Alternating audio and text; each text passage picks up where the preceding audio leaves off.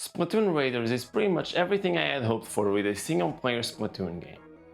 Even though it's always been a multiplayer-focused series, I always thought there was a lot of potential for a single-player campaign, especially because Nintendo had been putting single-player campaigns in all of these games, and they were actually pretty solid. I've already made a full video about those single-player campaigns, but basically, Splatoon 1 and 2, they had pretty basic main campaigns, but they were still, enjoyable.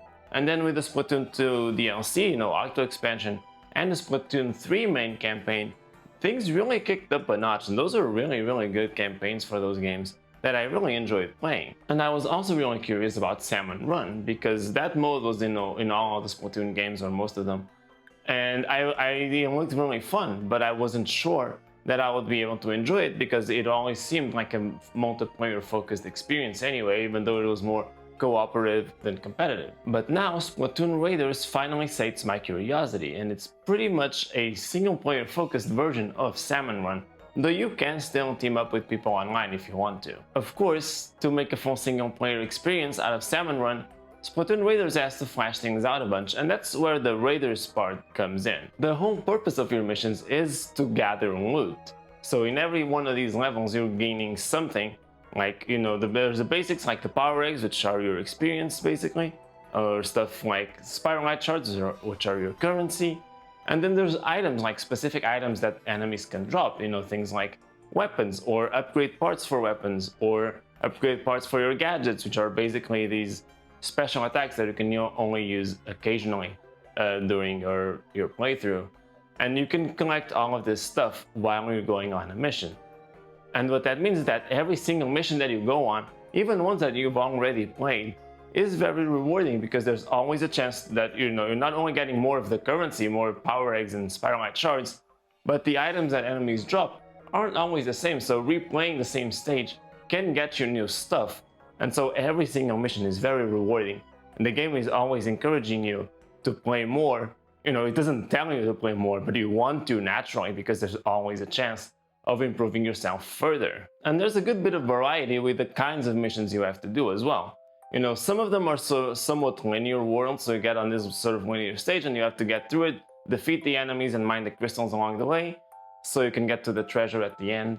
And that gives you obviously crystals, items, and that treasure at the end, which might be related to the story, or they might just be some kind of upgrade part. And then there's a slightly different approach where you have this more sort of open-ended space where instead of going in a linear path, you have this open area which has multiple smaller crystals and one big crystal.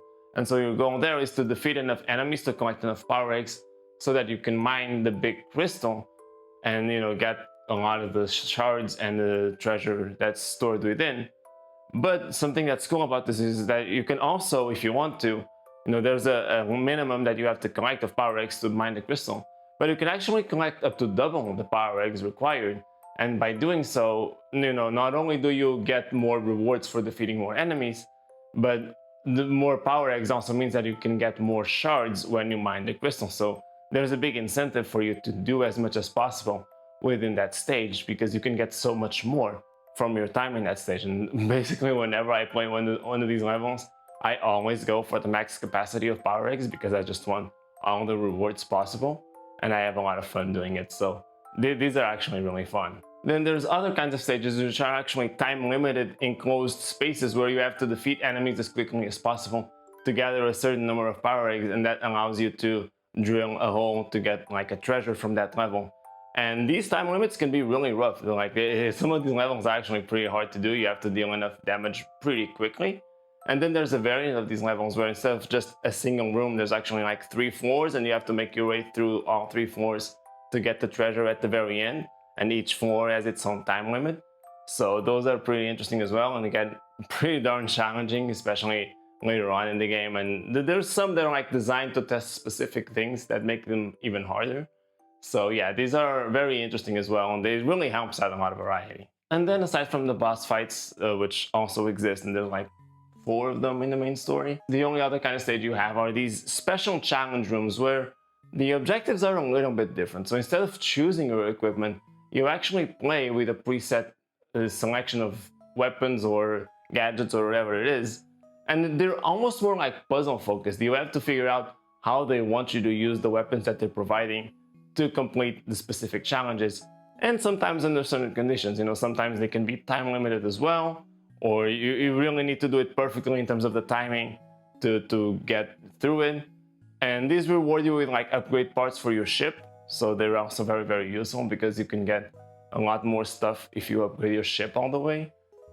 These they can be a little bit annoying because they will force you to play with weapons that you might not like to use. Like I'm someone who's just like, I like the shooting weapons like this, the splatter shot mostly, and so anything else that they forced me to use, I wasn't as much of a fan of. But it's also a good way to like get you familiarized with those weapons, and maybe you'll find something that you actually like to use that you didn't know you would like. So they're interesting in that way. And what's good about these stages is that unlike most of the others, they're really one and dones. There's no reason to revisit them. So they're really just there to introduce you to the different kinds of weapons and gadgets, and they train you a little bit in them, and then you can decide whether you want to use them in other stages or not. So, it has variety, and they're still serving a very good purpose. So I like them here as well. So yeah, there's like a lot of variety here, and because most of these stages do have all kinds of rewards that you get for playing them, you're always ready to go again. Like I'm always eager to play this game. Even now that I'm in the post game, there's only like a few extra stages that are really challenging. I'm always trying to get further. Like I'm always looking to get more money to upgrade more stuff, or hoping that I'll find an even better part than the ones that I have. Like it's really rewarding. It's kind of hard to put down, and it's just really enjoyable. And Splatoon games usually have pretty short campaigns, especially like I mentioned the first two. But in this case, I feel like I'm going to be playing this for a while because this post-game stuff is actually really hard. It's pretty challenging, and it requires grinding a bit. And grinding can sometimes be boring, and I wouldn't blame you if you stopped at this point. But I actually have just a lot of fun playing the stages and trying to get more items and more currency and stuff. So I'm probably going to be playing this for a while longer, which means, yeah, Yoshi and the Mysterious Book is going to keep getting pushed back for a while. That's unfortunate, but I'm really enjoying this, and hopefully I'll finish Yoshi at some point. But yeah, it's a really enjoyable experience, and I can see this lasting forever because there's a part of it also that, like, if you go online, if you want to look into it, the game is basically endless if you want it to be. There's not necessarily a reason to keep playing unless you just enjoy it, which is totally fine. It's like a multiplayer game, but single player. Like you just keep playing to just play more of it. And that's kind of cool in its own way. Aside from the gameplay itself, I would say Splatoon Raiders looks pretty good as well. If you're expecting like a major jump from Splatoon 3, that's not really the case. This is still a relatively simple game, in terms of the geometry and the detail. But what I think Splatoon Raiders seems to do is that the areas are feel a little more expansive. There's a little more going on in this world, and that's kind of cool.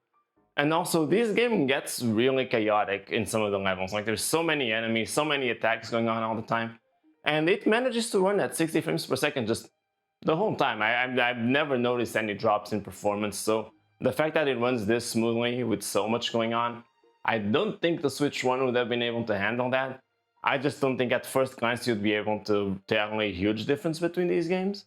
But I think seeing it in action, in motion, with everything that happens, it kind of feels like only the Switch 2 would be able to do that, so that's cool too. And I'll touch on the music because I feel like I have to. I'm never the right person to talk about music, and personally, I'm not even a fan of Splatoon music in the first place most of the time. There's a couple that stand out in the franchise, but I'm not super into it overall. And to me, this game also doesn't have anything super memorable. I think it's more relevant to mention, like, I see online conversation, and a lot of people seem to think that the soundtrack for Splatoon Raiders is a downgrade from most of the Splatoon games. So that may be a bit unfortunate for me. It's okay because I never loved it either way, so it is what it is. But if you really like Splatoon music, maybe you won't be as happy with this one. Overall though, Splatoon Raiders finally gave me everything I wanted with a single player Splatoon game. It executed that idea perfectly with a very satisfying gameplay loop and just a ton of content to play through. There's so many levels, so many things to play through in this game, and it's actually really challenging, so it's gonna take me forever to beat it if I want to. So yeah, it's pretty much perfect. It's everything I wanted. And it's worth remembering, this is only a $50 game, which, that sounds silly to say, only $50. Of course, that's still expensive, but you know, the base pricing for a Switch 2 game would usually be 70. So the fact that this is a smaller price tag, $50 or 60 if you want to go physical, that's pretty darn good, honestly. It's a pretty darn good price. So yeah, if you've been on the fence about getting Splatoon Raiders, I say go for it. It's definitely worth checking out. Again, lower price tag, there's so much content to play through. Very easy to recommend for me. So thank you so much for watching this. I hope you enjoyed it. Again, let me know what you think of Splatoon Raiders, if you've played it, or if you buy it because of me. Let me know how much I disappointed you. But yeah, that's all for today. Thank you so much for watching all the way through. Please consider subscribing to the channel, and I'll see you next time. Bye bye.